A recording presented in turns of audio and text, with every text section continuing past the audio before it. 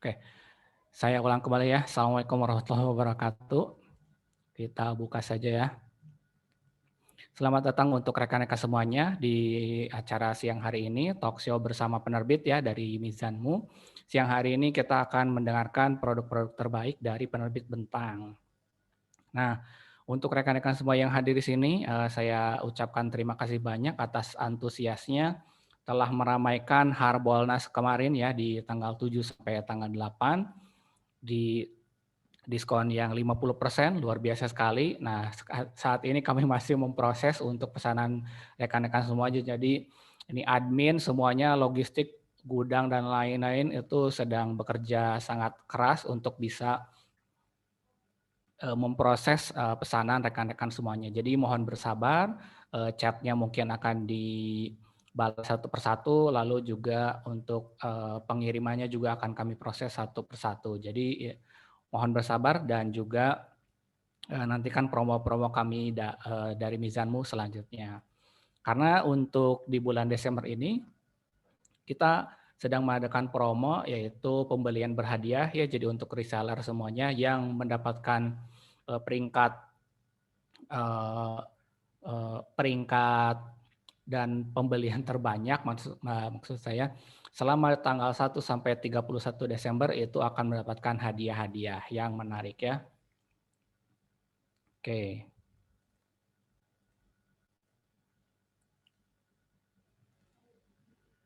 Iya.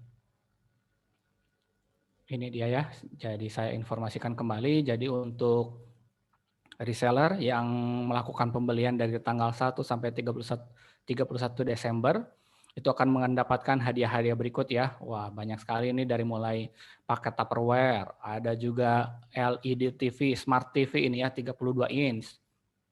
Lalu di sini ada mobile wifi, terus smartwatch, ada air purifier, jaket dan lain-lainnya. Ada juga emas ya sebetulnya di sini tidak ada gambarnya. Jadi silakan untuk berbelanja sebanyak-banyaknya karena akan ada banyak hadiah nanti diakumulasikan dari seluruh wilayah di tanggal 31 Desember. Nanti kita akan umumkan di tahun depan seperti itu ya. Oke, mudah-mudahan sudah terhubung semuanya ya dan bisa menyaksikan paparan dari penerbit Bentang sore hari ini. Oke, saya akan langsung serahkan kepada Kak Dias untuk bisa mengatur jalannya sore hari ini ya. Kalau ini saya ask to unmute aja. Kak Dias silakan, sudah siap? Ini mohon maaf sekarang lagi sariawan ya, jadi ngomongnya agak kurang ini ya. Masih perih-perih nih sariawan. Oke, Kak Dias sudah siap untuk bisa memaparkan produknya kepada reseller ya? Jelas nggak ya Mas ya? Apa? Suaranya jelas nggak ya? Jelas, jelas. Cukup. Ini jelas, akan alhamdulillah. disampaikan dalam bentuk presentasi atau talk show aja seperti itu, gimana? Oke, kebetulan di Bentang udah siapin PPT Mas. Nanti saya share juga sekalian mau ada beberapa buku yang mungkin bisa nanti saya tunjukin langsung kali ya, biar teman-teman ada gambaran juga. Oh ternyata ini produknya kayak gitu. Sebelumnya selamat siang buat teman-teman reseller dari Mizanmu. Terima kasih udah diberikan kesempatan untuk siang ini. Selamat siang juga buat Mas Riki. Semoga sariawannya cepat sembuh ya. Tadi katanya ada keluhan sariawan. Untuk hari ini kebetulan kita mau memperkenalkan diri biar teman-teman di sini ada gambaran seperti sebelumnya sudah ada perkenalan dari Nora. Nah, sekarang kita mau lebih mendekatkan diri supaya teman-teman tahu siapa sih Bentang sebenarnya. Nah, mungkin saya mau share terlebih dahulu salah satu ini PPT saya sebentar. Bisa ya itu ya? Kenapa? Bisa share screen ya? Udah saya aktifin itu. Ini mau saya share dulu.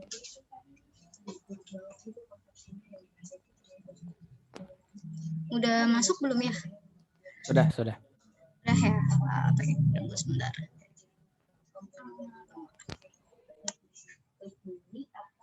Oke, jadi ini saya mau pinjem konten dari Yulu kemarin untuk perkenalan terlebih dahulu Bentang Pustaka ini seperti sebelum-sebelumnya siapa sih sebenarnya. Nah, saya bisa memperkenalkan diri bahwa Bentang Pustaka ini adalah salah satu penerbit yang merupakan rumah dari penulis-penulis terbaik di Indonesia. Makanya kita berani sebut dari Jogja yang mendunia. Nah, kenapa tuh? Karena sebenarnya sebelum kita bergabung dengan Mizan Group, kita itu hanya fokus di buku-buku sastra. Sampai akhirnya ketika kita bergabung di Mizan Group pada tahun 2004, Bentang ini sudah mulai bangkit perlahan-perlahan dan menyebarkan semangat literasi dengan merangkul berbagai macam penulis mulai dari fiksi, kemudian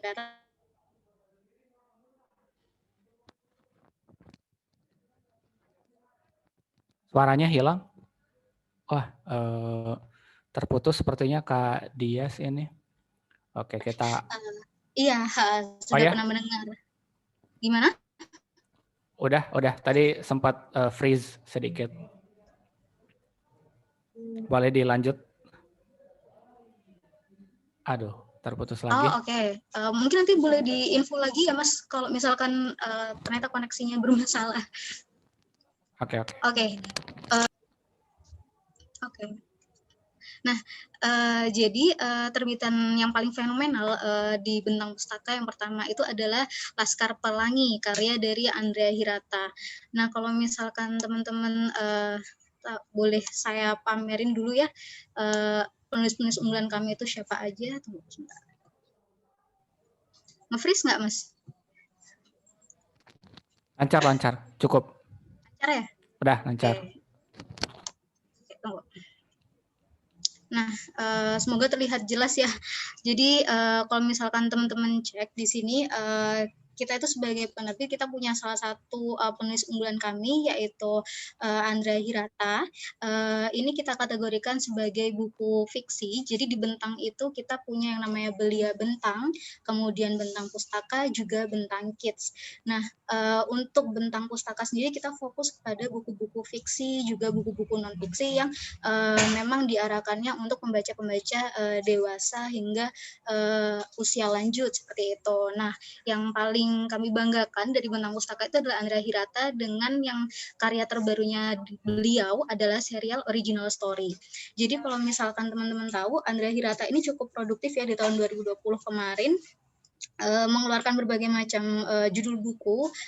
Yang pertama kita bisa lihat ini adalah buku Guru Aini. Mungkin kalau teman-teman lihat yang ada muka saya bisa kelihatan gambar Guru Aini ya.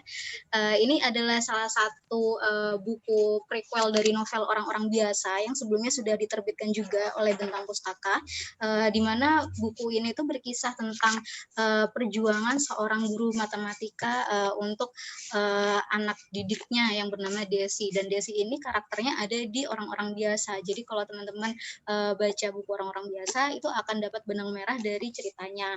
Meskipun teman-teman nanti bacanya juga selingan tidak ada pengantar dari Orang-Orang Biasa, teman-teman juga pasti bisa menikmati sekali sih untuk buku-buku ini. Dan seperti yang ada di PPT, kumpulan ide cerita dari Andrea Hirata ini sebenarnya dalam bentuk universe nih, Mas.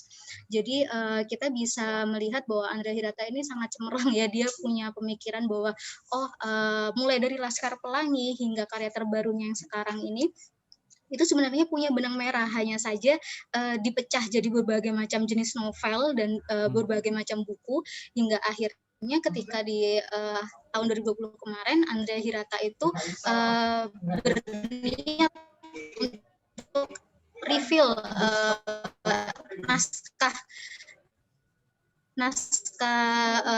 original story, yaitu buku-buku mulai dari Laskar Pelangi, Orang-Orang Biasa, kemudian besar peminum kopi, itu semuanya kalau kita baca yang sampai Cecil Mariam Parkov hingga Jadi banyak yang bilang apa bedanya buku-buku serial original story sama buku-buku judul sebelumnya.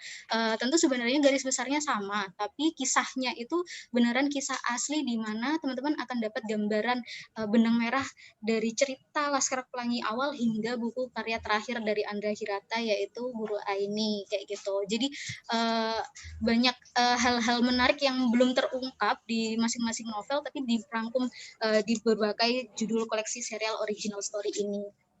Itu Kemudian extended original story itu tanpa ada editing dari editor katanya. Gimana? Betul atau enggak ya? Oh, ini juga sempat jadi pertanyaan yang rame ya Mas di Twitter, tanpa editing dari editor itu malah membahayakan sebenarnya. Terus fungsi kami sebagai penerbit apa ya kayak gitu. Itu tidak benar sih Mas. Lebih tepatnya misinterpretasi. Jadi yang dimaksud edisi original story ini ide awal dari Andra Hirata menuangkan gagasan mengenai karakter-karakter yang dia bangun dalam setiap judul novelnya. Bukan berarti naskahnya itu tanpa editing dari editor sama sekali ya kayak gitu. Tentu kita di penerbit kita melakukan editing dalam tata bahasanya. Namun untuk naskahnya ide garis besarnya ini yang kita benar-benar keep sebagai naskah originalnya kayak gitu. Kalau misalkan kita baca persatuan-satuan kayak Guru Aini, kemudian Laskar Pelangi, otomatis ada beberapa poin ide-ide orisinal dari Andra Hirata yang tersentuh tangan dari editornya, misalkan pembangunan karakter atau dari lokasi kayak gitu-gitu, lokasi yang ada di dalam novelnya. Nah, tapi kalau untuk di serial original story itu benar-benar murni dari idenya Andrea seperti itu. Berarti ada kemungkinan perbedaan jalur cerita gitu, misalnya di tengah atau di akhirnya, atau seperti apa? Berapa persen sih bukan perbedaan. Oke, bukan ke perbedaan cerita Mas, tapi bisa saya bilang ini malah justru ada edit value-nya di dalam serial original story. Jadi kan banyak nih kisah atau ide-ide awal yang mungkin tidak dimunculkan untuk novel-novel yang sudah diterbitkan dalam judul-judul terpisah ya, karena kita pasti pengen fokus misalkan Guru Aini kita mau fokusnya di Desi atau kita mau fokusnya di muridnya siapa ya, saya lupa itu. Nah, jadi ada tokoh-tokoh yang ingin kita tonjolkan seperti itu. Nah, tapi dalam serial original story ini, semua tokoh itu seakan-akan hidup, karena mereka akhirnya punya space tersendiri untuk keluar di cerita-ceritanya, seperti itu. Makanya saya bilang lebih ke edit value sih Mas, daripada untuk perubahan cerita ya, kayak gitu. Oke, siap. Dilanjut lagi.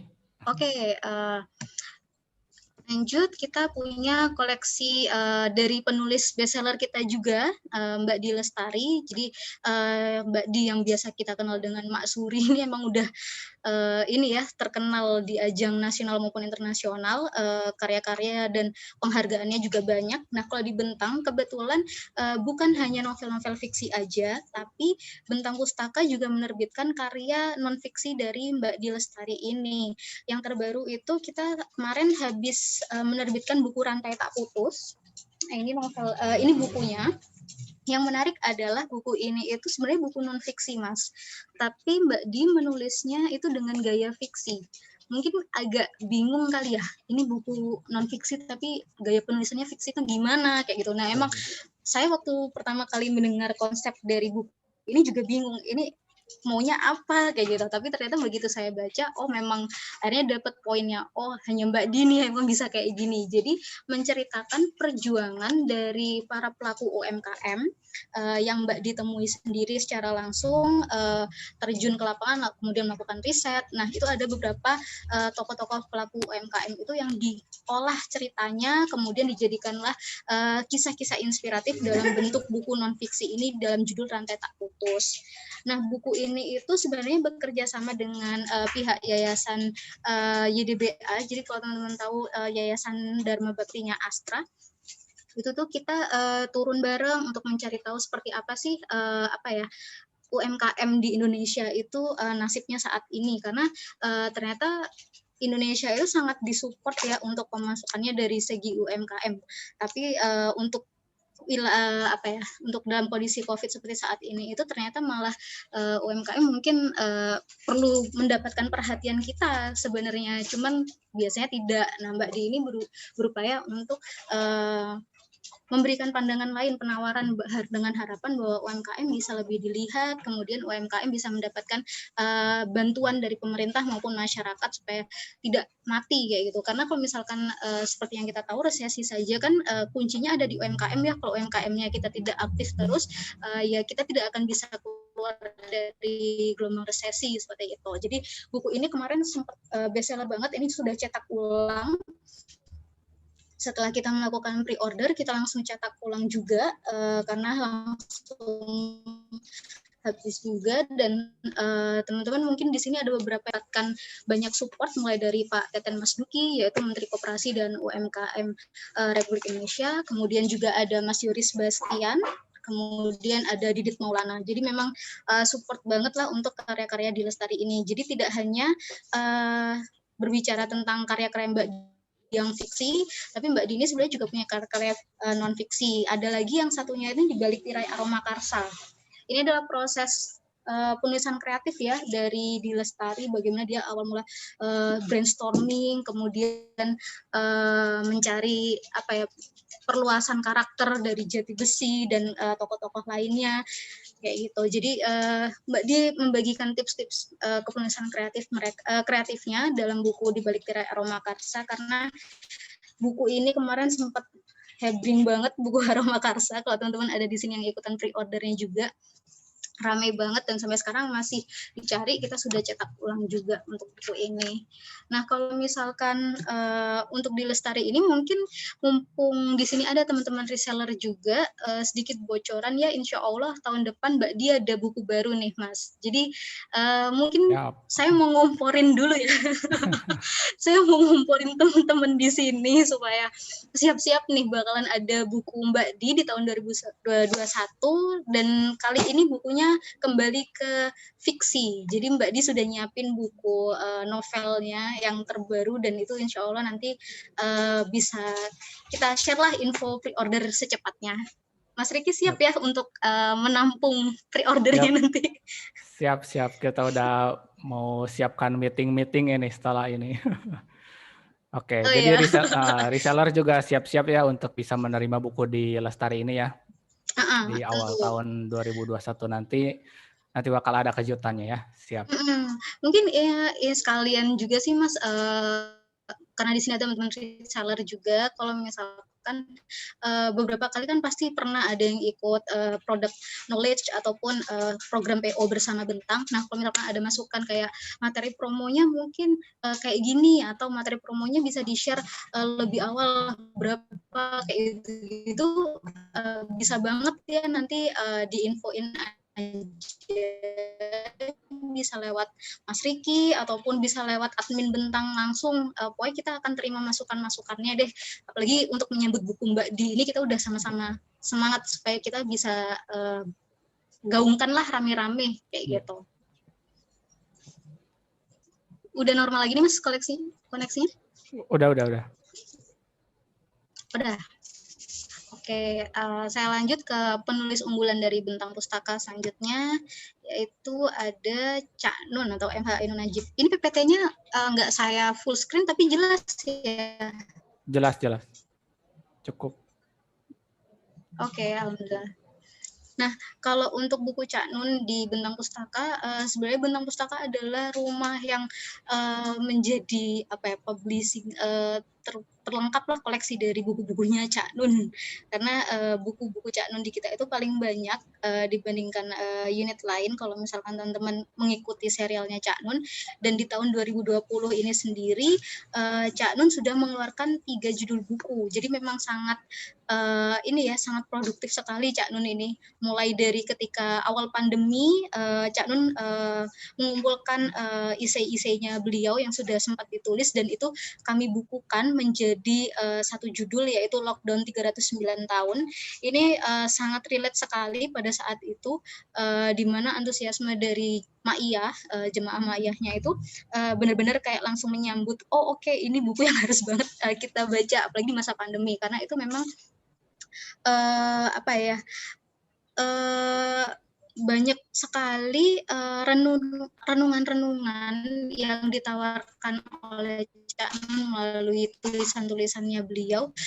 Kemarin kalau awal-awal pandemi kan kita pasti masih yang kayak denial, ini kenapa kondisi kayak gini, terus begitu kita merasa mungkin down, juga ada banyak plan-plan yang semuanya gagal. Nah, di buku Lockdown 309 tahun ini Cak Nun mengajarkan kita untuk bagaimana sih kita sebaiknya untuk berpikir dan mengambil sisi hikmahnya lah, seperti itu, dan berusaha untuk tetap positif, dan kita sama-sama mencari jalan keluarnya nih, seperti itu. Dan buku Cak Nun sendiri ini juga kalau di Bentang Pustaka kita selalu bekerja sama dengan Progress. Jadi Progress itu manajemennya dari Cak Nun yang berpusat di Jogja. Jadi kita memang untuk materi promo maupun konten-kontennya kita sangat dibantu sekali oleh Progress. Jadi kalau misalkan teman-teman sering lihat, kadang-kadang kita setiap ada program PO juga diposting di akun Gamelan Kiai Kanjeng kayak gitu. Jadi memang Cak Nun ini adalah rumah bagi Bentang ini adalah rumah bagi buku Cak Nun, seperti itu. Nah, kalau buku 2 selanjutnya itu yang terbaru ada Apa yang Benar Bukan Siapa yang Benar, juga ada Indonesia Bagian dari Desa Saya. Kalau Apa yang Benar Bukan Siapa yang Benar ini juga kumpulan tulisan Cak Nun yang dia keluarkan sebagai bentuk kritik, juga bentuk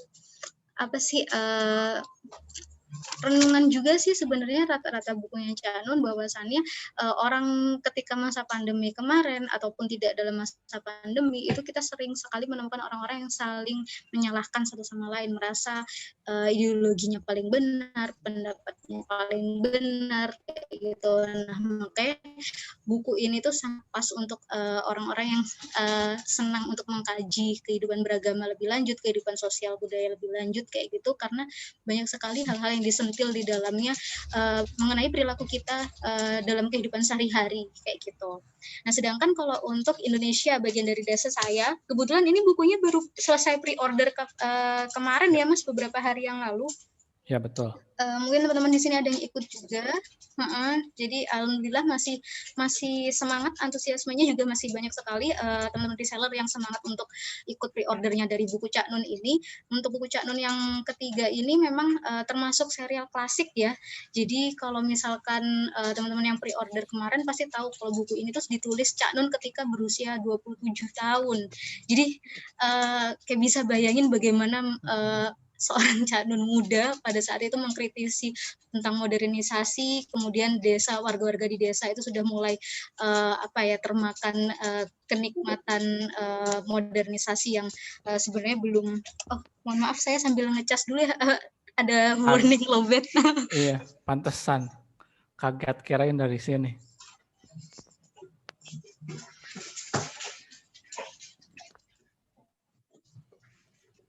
Iya, ternyata ada warning lowbat, tapi saya nggak nyadar. Baru tinggal strip baru sadar ini. Sebentar ya, Mas. Mungkin kalau ada pertanyaan, ini ada sesi tanya jawabnya nggak sih, Mas? Atau boleh, gimana? silakan kalau misalnya nanti ada pertanyaan bisa dicantumkan di kolom chat ya untuk rekan-rekan reseller di sini. Oke. Alhamdulillah berhasil menyelamatkan laptopnya ya. Jadi kita tidak terpotong. Nah, jadi memang kalau untuk buku-buku Cak Nun ini kita sudah menerbitkan dari serial klasiknya dia.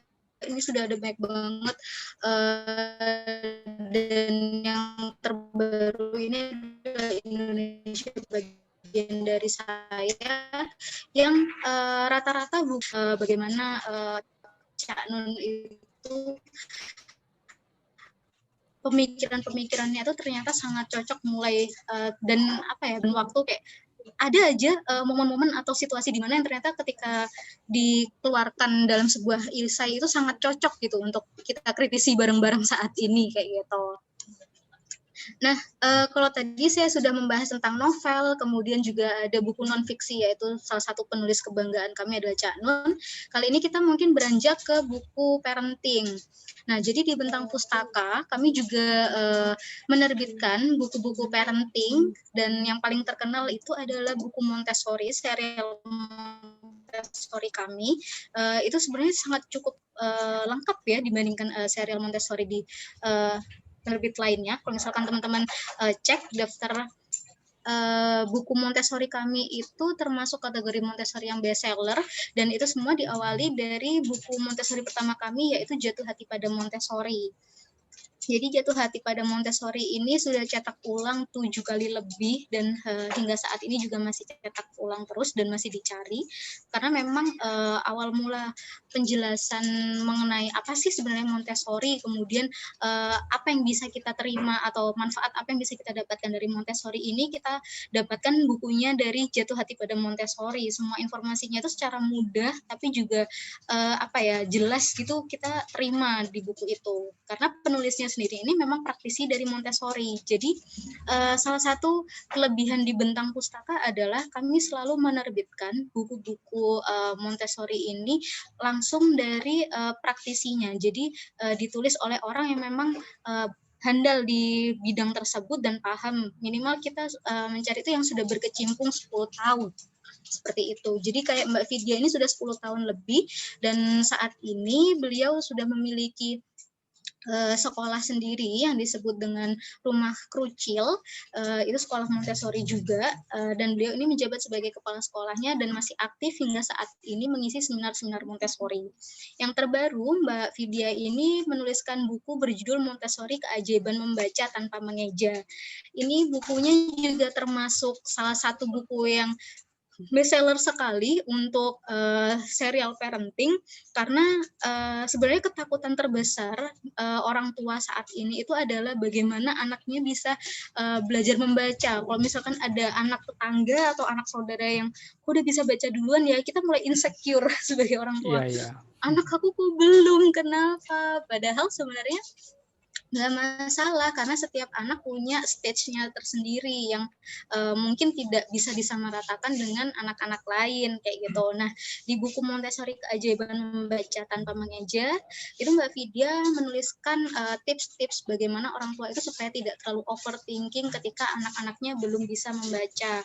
Kemudian di situ dijelaskan juga nih tips-tipsnya bagaimana sih kita bisa mengajari anak untuk belajar membaca tapi kitanya nggak stres.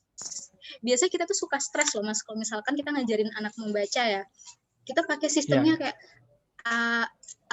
Budi lah, misalkan kita selalu ngomongnya BU, Bu, DID kayak gitu kan. Terus kalau misalkan si anak nggak bisa ngikutin kita kayak kesel banget, ini udah berapa kali diajarin nggak bisa-bisa sih, kan pasti kayak ada dongkolnya sedikit-sedikit ya, namanya manusia kayak gitu. Tapi di buku Keajaiban Membaca Tanpa Mengeja ini Mbak Vidya tuh bisa sangat smooth gitu loh menjelaskan bahwa it's okay kalau kita mau dongkol, tapi kita harus cari tahu terlebih dahulu nih kenapa sih anak-anak itu nggak bisa ibaratnya mengikuti hal yang kita ajari.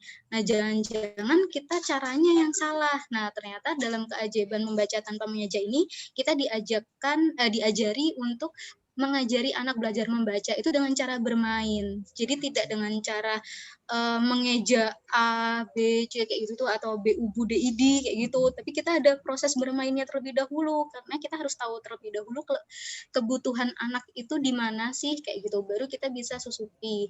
Jadi banyak banget tips-tipsnya. Bahkan kalau di Montessori kan pasti ada ini ya metodenya, kayak kita duduknya di sebelah mana, terus perlengkapannya apa aja. Nah, ini juga dijelaskan oleh Mbak Vidya secara rinci dalam foto-foto, itu juga ada di bukunya. Jadi teman-teman bisa banget buat ngikutin buku ini. Kalau misalkan mau diterapkan di rumah ya, itu bisa banget karena ada step by step-nya yang sangat jelas kayak gitu. Ini cuman 2 judul Montessori aja Mas yang saya kasih intip, tapi saya tuh sudah nyiapin juga Mas beberapa link Tuh, jadi saya itu punya list-list katalog seperti ini ya. Nah, ini nanti saya share ke Mas Riki, mungkin buat teman-teman bisa banget nih kalau mau dijadikan bahan buat jualan. Jadi saya punya beberapa list. Kelihatan nggak ya, Mas? Ya, kelihatan jelas. Kelihatannya ya, jelas ya. Nah, jadi saya buatkan katalognya seperti ini. Nanti harapannya biar bisa dipergunakan oleh teman-teman reseller. Dan ini saya masih tunjukkan katalognya aja, tapi di Bentang kita juga siapin materi-materi promo yang sekiranya bisa digunakan. Ya. Nah, ini jadi ada juga buku Dr. Maria Montessori, jadi pendiri atau penggagas dari Montessori. Metode Montessori itu seperti apa? Nah, kita juga punya bukunya nih. Kemarin juga sempat bestseller banget ketika kita ngadain pre-order, terjual 1.000 eksemplar lebih, dan sampai sekarang sudah cetak ulang juga. Jadi buku ini memang buat yang sudah nyemplung tapi penasaran awal mula Montessori itu sebenarnya kayak gimana sih dari perspektifnya pencetusnya langsung nih, ini sudah ada. Jadi dijelaskan juga kenapa Montessori itu lahir, dan ada juga yang berbicara mengenai bagaimana Montessori itu melihat anak-anak ya, karena kadang-kadang kita kalau melihat anak-anak tuh kayak mereka adalah dancing destroyer atau the terrible two. Misalkan ada mainan apa pasti nanti berantakan, nggak bisa awet kayak gitu. Jadi kita bawaannya kesel aja sama anak. Nah, padahal kalau di buku The Montessori Toddler ini kita akan diajari cara bagaimana kita menanggapi atau menangani balita-balita kita yang terkesan sulit ditangani kayak gitu. Mulai dari cara mereka untuk behave supaya tidak melempar barang, kemudian kalau misalkan mereka diajak tidur gampang, nah ini dibahas secara detail di The Montessori Toddler. Ada banyak banget sih Mas, ini nanti saya share ke Mas Riki biar teman-teman bisa baca sendiri dan bisa langsung order ke Mizanmu langsung. Lagi diskon ya soalnya Mas. Ya, diskon. Benar, lagi diskon, jadi jangan sampai kehabisan, karena kalau nggak salah dengar memang serial parenting kita itu banyak diburu sih. Benar nggak Mas Riki? Pasti, iya. Banyak banget itu yang keajaiban membaca dan tanpa mengeja itu kemarin jadi rebutan juga itu. Oh ya, benar ya? Ya. Nah, tapi sebenarnya kan kita nggak punya, bukan hanya Montessori ya Mas, tapi kita juga punya psikologi parenting. Nah itu kalau teman-teman tahu itu juga sangat banyak yang cari juga sih.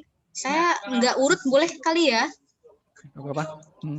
Nah ini adalah buku ini, tapi saya masukin cuman 2 judul sih yang untuk psikologi parenting. Sebenarnya kita ada buku The Danish Way of Parenting, juga ada buku Bringing Up Baby. Jadi kalau Montessori tadi kita punya sekitar 6 sampai 7 judul. Nah, kalau produk unggulan yang serial psikologi parenting ini kita punya 4 sampai 5 judul, dan itu semuanya membangun karakter orang tua supaya tidak merasa tertekan dan tidak stres ketika menjalani peran barunya mereka sebagai ibu. Rata-rata itu ketika sudah menjadi ibu itu mungkin kita akan mengalami ini ya, perubahan emosional kayak gitu. Nah, di buku-buku seri psikologi parenting kita itu lebih membahas mengenai self development karakter dari orang tua, khususnya ibu-ibu, supaya mereka itu tidak stres, kemudian bisa tetap tangguh dan bahagia menjalani perannya sebagai seorang ibu kayak gitu. Ini juga ada penjelasannya lebih rinci di katalog, nanti saya akan kasih linknya juga. Oke, kita lanjut ke buku penulis selanjutnya. Jadi di Bentang itu juga kita sangat terkenal juga dengan salah satu penulis kami, yaitu Mbak Trinity, yang biasa kita tahu dia sebagai seorang traveler, solo traveling kayak gitu, dan dia di sini sudah menerbitkan buku mengenai perjalanannya dia keliling dunia itu sampai 8 kalau seri The Naked Traveler-nya. Kemudian itu ada juga serial Around the World, itu ada 2, dibagi menjadi 2 part, tapi kita juga republish baru tahun lalu, dan ini semua masih sering banget dicari kalau misalkan saya perhatikan ketika masa pandemi ini kan orang nggak bisa kemana-mana. Nah, kadang-kadang mereka malah travelingnya lewat buku gitu, Mas. Jadi kalau kita adakan flash sale atau kita tawarin buku Trinity ini, mereka langsung kayak oke, fans fanatik Mbak Ti langsung check out kayak gitu. Nah, terus buku ini itu juga ada banyak sekali yang sudah difilmkan. Salah satunya itu yang mungkin kalau teman-teman tahu film The Naked Traveler yang pemainnya Hamis Daud juga Maudy Ayunda, itu kan memang diambil dari kisah-kisah yang ada di novel karya Trinity ini kayak gitu. Jadi Bentang itu selain memang punya gudang penulis-penulis unggulan, beberapa karya buku kita itu lebih dari 26 judul buku kami itu sudah dialihwahanakan menjadi film kayak gitu. Mulai dari karya-karya di Lestari ya, ada Filosofi Kopi kayak gitu, kemudian Recto Verso, ada juga Andra Hirata. Nah, memang beberapa buku-buku bestseller kami itu langsung kayak menarik kali ya kalau dialihwahanakan menjadi sebuah film kayak gitu. Nah, yang nggak kalah menarik lagi itu adalah penulis kesayangan kami yang paling muda, paling cantik. Nggak sih, semuanya cantik-cantik. Tapi ini ada yang salah satu penulis yang menjadi kayak golden apa ya, kayak emas di kita itu adalah Maudy Ayunda, karena kita beneran nggak nyangka bahwa karya-karyanya beliau ini ternyata bisa sangat meaningful dan powerful ya buat anak-anak muda saat ini, khususnya untuk buku Dear Tomorrow. Buku Dear Tomorrow ini sudah cetak ulang 7 kali, dan dia ini sebenarnya hanya kumpulan dari quotes-quotes yang dirasa Maudy ini relate untuk kehidupan saya. Jadi adalah note to myself kayak gitu, untuk dia kenang, untuk dia ingat ketika dia sudah menjajaki usia lebih lanjut kayak gitu. Tapi ternyata quote-quote tersebut yang dia kumpulkan, dan beberapa quote-nya itu adalah quote yang memang dia tulis sendiri dari hasil brainstorming mengenai kehidupan dan perjalanan karirnya. Itu ternyata bisa dimaknai lebih oleh anak-anak muda zaman sekarang. Apalagi anak-anak muda zaman sekarang kan menjadikan Maudy Ayunda ini sebagai salah satu role model mereka ya sebenarnya. Kayak kalau mau diposting apa langsung rame kayak gitu. Jadi buku Dear Tomorrow ini udah banyak banget yang dikenal sama anak-anak muda dan dirasa sangat bisa membawa perubahan sih buat kehidupan mereka kayak gitu, karena memang banyak hal-hal yang ternyata patut untuk disyukuri tapi kita nggak tahu, bahkan kita mungkin mengesampingkan. Nah, dari note-note-nya Maudy ini kita jadi kayak lebih terbuka, oh oke, iya sebenarnya ada poin-poin yang perlu saya apresiasi dari perjalanan hidup saya maupun dari apa ya, usaha-usaha yang sudah sempat saya lakukan seperti itu. Tapi yang paling menarik adalah ini Mbak bukan hanya cantik luar dalam, tapi ternyata memang sudah berbakat. Jadi dulu itu waktu masih kecil umur 10 tahun dia ternyata memang suka nulis gitu loh, Mas. Dia suka nulis, dan akhirnya dia sekarang bisa menerbitkan 2 judul buku anak, yaitu diberi nama Kina Story. Itu terbitnya di Bentang juga. Kalau teman-teman lihat, buku ini sebenarnya berbeda dari buku anak kebanyakan ya, karena sangat filosofis kalau bisa saya bilang bukunya Maudy Ayunda. Kalau yang serial pertama ini namanya Kina and Her Fluffy Bunny.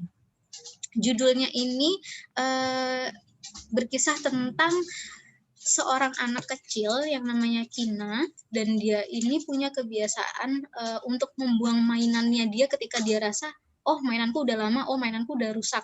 Nah, hal-hal seperti ini kan sebenarnya menjadi pesan penting ya, pesan terselubung yang ingin diutarakan oleh orang tua kepada anak-anaknya mungkin.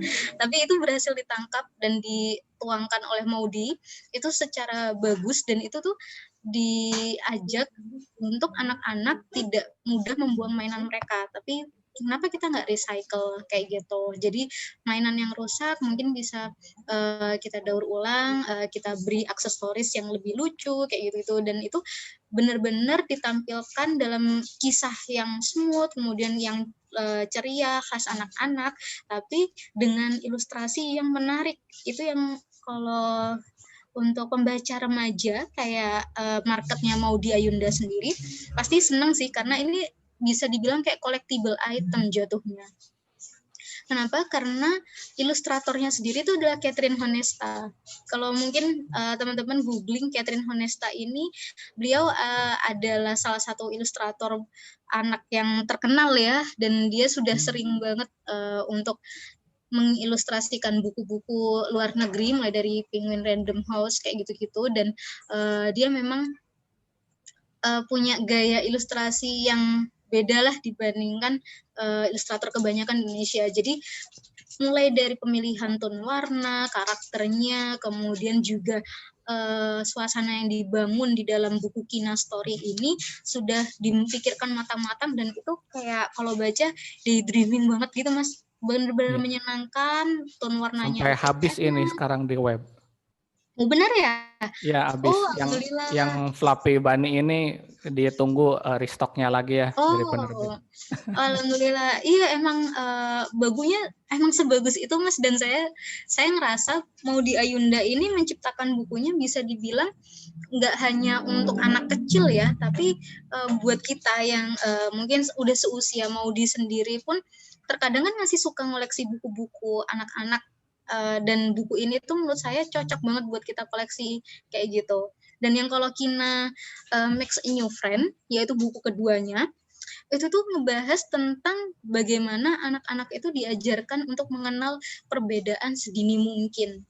Biasanya kalau misalkan buku-buku anak kan kita cenderung taunya buku-buku kebanyakan tuh kayak mengajari anak untuk belajar tidur atau bisa mandi sendiri atau apalah, pokoknya yang memang pembentukan karakter kayak gitu loh yang kuat, itu memang sangat perlu. Tapi Maudi ini cukup pintar untuk melihat sisi lain yang sebenarnya itu dibutuhkan untuk orang tua yang perlu disampaikan ke anak-anak sejak dini, yaitu sisi keberagaman ini. Jadi kalau misalkan buku-buku boardbook kebanyakan kita membentuk karakter yang lebih untuk apa ya, prakteknya secara langsung. Tapi kalau untuk buku Kina Story ini bisa dibilang dia lebih mengangkat sisi humanisme kayak gitu. Jadi dia lebih fokus ke pembentukan karakter anak-anak supaya bisa meningkatkan empati, simpati kayak gitu.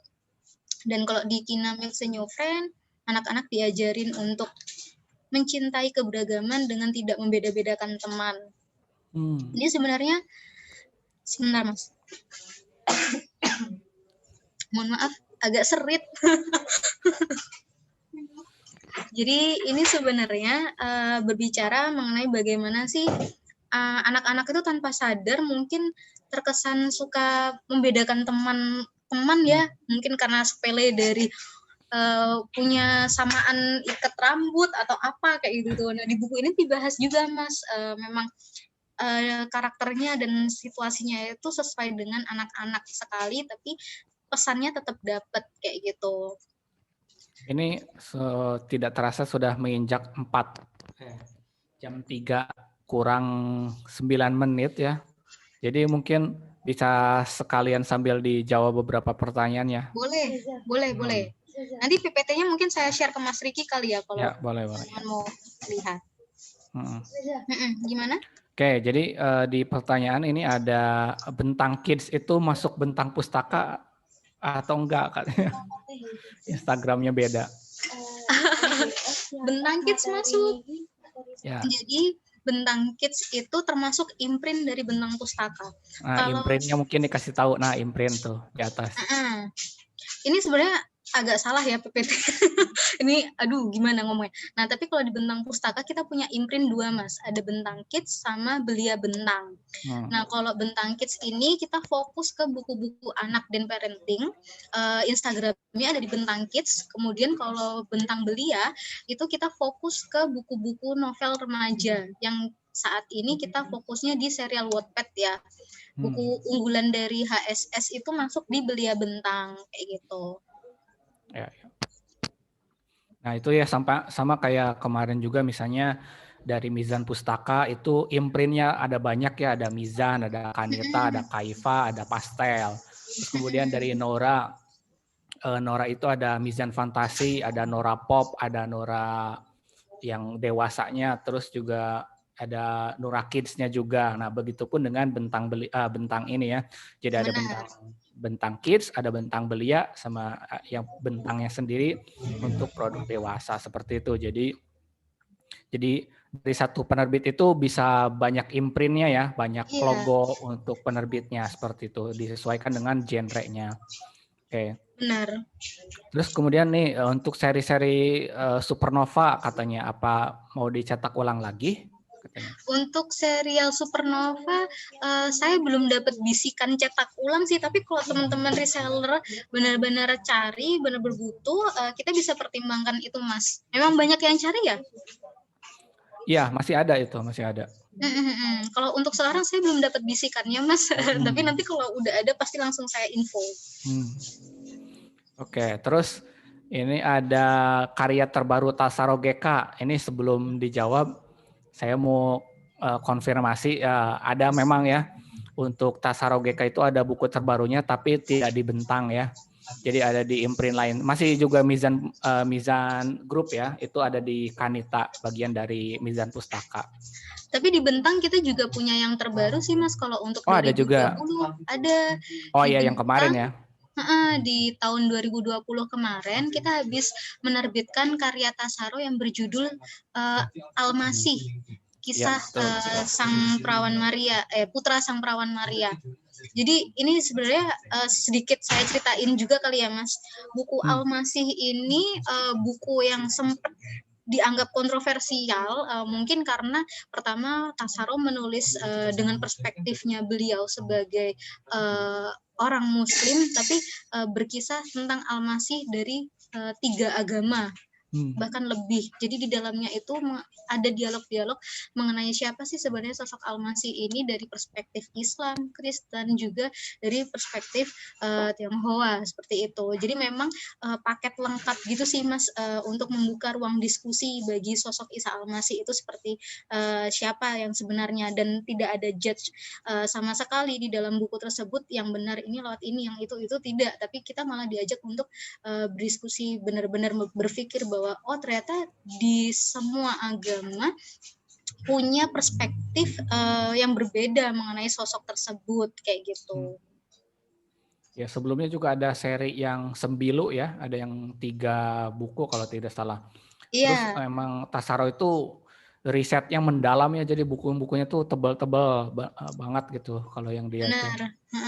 Sembilu rencananya ada 3, tapi kita baru keluar yang 1 dulu, yang judulnya baru Sembilu. 1 ya? Lupa saya. Nanti ada 3 serialnya. Oke, itu dia. Terus kemudian katanya imprint Bentang Pustaka yang nerbitin non-fiksi, ada nggak tuh? Bypass atau apa katanya? Kalau imprint Bentang Pustaka yang menerbitkan non-fiksi, dulu kita punya Be First dan ada Bunyan. Tapi itu udah dulu banget, Mas. Sekarang kita fokus imprintnya hanya ada 2, yaitu Belia Bentang, juga Bentang Kids, kayak gitu. Apa tadi? Be First ya? Ada buku-buku lama kita yang dulu masih menggunakan imprint Be First, itu rata-rata memang non-fiksi. Kemudian juga ada yang menggunakan logo Bunyan. Kalau Bunyan itu lebih ke buku-buku sastra yang Islami gitu-gitu, Mas. Oke, berarti itu sudah tidak dipakai lagi ya imprintnya. Jadi kembali ke Bentang, semuanya sepenuhnya ada di Bentang ya. Imprintnya Bentang gitu. Oh itu katanya banyak yang cari Supernova katanya. Oke. Oh iya, banyak ya. Oke, siap, saya catat. Jadi kalau misalkan kalau mau diadain pre-order, menarik juga sih, Mas, pre-order Supernova.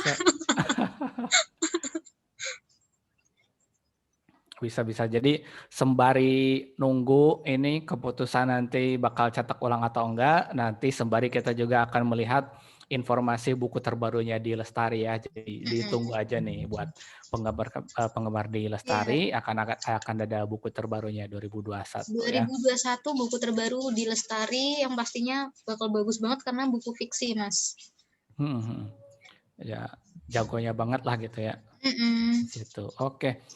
Untuk buku-buku anak mungkin ada yang bisa diinformasikan? Tadi kan parentingnya ya, mungkin Ya, ada buku-buku anak yang unggulan juga. ada buku anak, kebetulan kita buku anak itu mainnya di selain buku Maudi Ayunda tadi ya Mas, kita punya buku itu berdasarkan IP sendiri, yaitu IP kita dari Benang Mustaka itu ada Lala dan Raka. Lala dan Raka. Jadi Lala dan Raka ini kita punya serialnya namanya Cerita Anak Jagoan. Ini bukunya board book dan dia memang lebih ke self development yang pembentukan karakter supaya kehidupan praktiknya itu bisa diterapkan langsung, mulai dari mengajari anak berbagi, kemudian merapikan mainannya dia sendiri, bisa tidur sendiri kayak gitu. Dan ini kalau untuk cerita anak jagoan kita punya 8 judul. Lalu di sini juga ada yang versi pop-up book ini. Nah, ini kalau di bukunya sebenarnya terlihat ujungnya masih runcing ya, padahal kita semua board book di Bentang Kids itu sudah round corner, jadi memang aman untuk anak-anak ketika mereka membaca. Dan ini salah satu contoh dari buku pop-up-nya, kita ada serialnya itu Lala keliling Indonesia, jadi cerita anak jagoan keliling Indonesia itu ke Jogja dan Padang. Kita baru rilis 2 judul tersebut dan ini masing-masing icon dari kota-kotanya itu kalau yang dibuka itu langsung pop up gitu sih Mas. Jadi memang itu tuh menarik board book yang pop up gitu. Ini contoh halamannya yang nge-pop up. Dan selain itu kita juga punya punch book itu untuk serial mana ya? Saya coba cari dulu. Kayaknya belum ada ya. Mungkin belum saya masukin ya, tapi ada serial punch book gitu Mas. Jadi dia 2 judul juga, itu seri cerita profesi anak jagoan yang mengajarkan keragaman profesi untuk anak-anak sejak dini. Jadi supaya ketika mungkin ada orang tuanya mereka yang berprofesi sebagai polisi gitu, mereka nggak bingung lagi menjelaskan. Jadi polisi ini tugasnya gini-gini. Itu udah kebantu banget di buku. Ada sebagai polisi, juga sebagai pemadam kebakaran, bahkan juga ada. Dan yang terbaru, kita punya serial Dongeng Anak Jagoan. Serial Dongeng Anak Jagoan ini ditulisnya itu dengan konsep berima. Jadi anak-anak selain mendapatkan cerita dongeng mengantar tidur, bisa belajar kosakata baru dengan rima-rima yang cantik. Dan ini itu sebenarnya meaningful banget sih, karena kayak ubur-ubur yang jujur, kemudian itu mengajarkan anak-anak supaya bisa lebih jujur lah, tidak perlu menjadi orang lain meskipun kita ingin mendapatkan teman banyak seperti itu. Kemudian kupu-kupu suka membantu, itu juga jangan pandang rupa, kita juga harus mau membantu sesama kayak gitu-gitu. Dan yang nggak kalah banyaknya buku-buku board book kami itu juga serial koleksi dari Cican. Jadi kemarin Nora kan juga punya buku Cican. Nah, di Benang juga ada Cican, Mas. Iya. Karya ini IP-nya Mas Wadid sebenarnya. Dan kalau Cican ini kita punya serialnya udah banyak banget, mulai dari Van Cican Petualangan, kemudian Cican Belajar Mengenal Waktu, mulai dari waktunya mengajarkan anak tidur, bangun, makan hingga mandi. Lalu juga ada Cican Kebiasaan Baik. Jadi mengajarkan anak untuk cuci tangan sendiri, kemudian ke toilet sendiri, merapikan mainan, bahkan bersin hingga cara tata krama ketika kita makan itu juga ada di Bentang lengkap. Dengan imprint Bentang Kids ya kalau untuk buku-buku anak. Kemudian kita juga ada buku Wipe and Clean, Cican Wipe and Clean. Ini untuk beberapa judul-judul Cican banyak banget Mas, tapi di luar itu kita juga masih punya berbagai macam produk board book lainnya. Gitu. Ya, oke. Banyak sekali ya itu, jadi nggak bisa kita sebutkan satu persatu di sini. Yang penting kita sudah tahu tuh tadi seri-serinya ya, Lala dan Raka. Ini untuk IP-nya dari Bentang, terus kemudian ada Cican ya. Jadi Cican itu jangan sampai tertukar atau nggak usah takut ya, mau beli dari Nora, mau beli dari Bentang, sama saja gitu ya, penulisnya sama. dan bukunya juga sama-sama berkualitas, bagus. Tinggal disesuaikan saja dengan temanya ya. Kalau mau misalnya tema berpetualang, terus mengenalkan hal-hal yang baik gitu ya, mengajarkan life value untuk anak misalnya kayak tadi. Nah itu berarti ada katalognya yang ada di Bentang ini seperti itu. Jadi begitu ya. Jadi silakan rekan-rekan semuanya untuk para reseller ya, semuanya dari Bentang lengkap ya, ada dari buku-buku anak, buku-buku remaja, juga buku-buku dewasanya itu sudah lengkap semuanya, tinggal nanti silakan bisa diorder di webnya Mizanmu seperti itu. Mungkin dan juga jangan ya. Lanjut aja dulu Mas. Dan jangan sampai apa ya? Jangan sampai ketuker atau misalnya kelewat nih. Itu Bentang itu bagian dari Mizan atau bukan gitu. Terus Bentang itu siapanya Mizan gitu ya. Jadi jangan sampai kelewatan bahwa Bentang adalah bagian dari Mizannya, dia adalah satu kesatuan dari penerbit majornya kita. Benar. Ada MP, ada Bentang, ada Nura ya. Kemarin Nura juga sudah menjelaskan berikut urutannya ya. Jadi dari Mizan dulu, Mizan Pustaka, terus Bentang, terus kemudian Nura sebagai yang paling bungsu gitu ya, seperti itu. Jadi semuanya adalah bagian dari penerbit Mizan.